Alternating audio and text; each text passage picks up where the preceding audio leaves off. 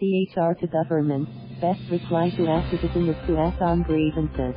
MANILA, Philippines. The Commission on Human Rights, CHR, challenges the government to address grievances brought up by legitimate organizations instead of going after activists.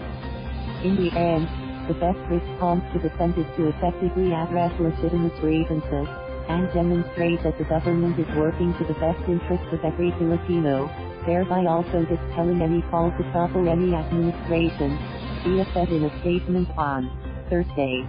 Guia issued a statement after Interior Secretary Eduardo Año floated the idea of restoring the Anti-Subversion Act, Republic Act No. 1700, to curb the alleged recruitment of children by the Communist New People's Army, NPA. But according to Guia, there is a danger in bringing back the law as individuals with contrary opinions may be considered subversive.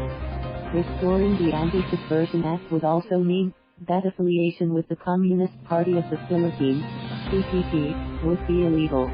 We strongly warn the government of the possible dangers of framing activism or merely having a contrary opinion as an automatic expression of wanting to overthrow the government, she noted.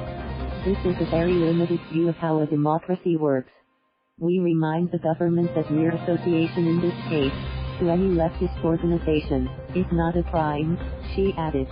And being part of an organization and believing in the principles they espouse is an exercise of the right to freedom of thought, assembly, and association and may affect all other rights when curtailed, such as the right to free speech, expression, and movement among others. 3.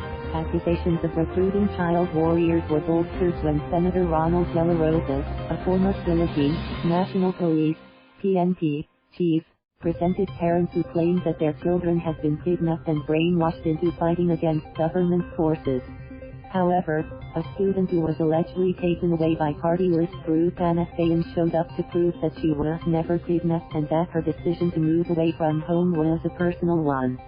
Earlier, the spokesperson of the Armed Forces of the Philippines, AFP, Brig. Gen. Edgard Arevalo, said there should be no distinction in the treatment of CPP, NPA, and the National Democratic Front, NDF, as they believe that the actions of the CGT were coordinated with the armed movement. The resurrection of the Anti-Subversion Act has been rejected by critics for the same reasons that Guia mentioned.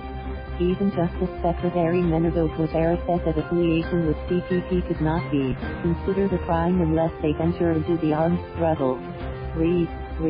Activism as a means to bring about social change is a crucial facet of a democracy, Guia stressed. It can be manifested through demonstrations and protests to contest an issue or advocate for a cause. It is a constitutionally protected right, especially when used to petition the government for redress of grievances. She also reminded government officials that laws were put in place to ensure that those who would take a step further in promoting ideologies like taking up arms would be sanctioned. But, at the same time, should there be any wrong committed in furtherance of a belief, there are already laws in place that penalizes these acts, Guia said. We cannot have a government that operates merely on suspicion and disadvantages its citizens for exercising rights that they are entitled to. She added there must always be a balance between upholding national security and respecting human rights. Laws are set to protect our rights, not violate them. Thank you for watching. Please subscribe.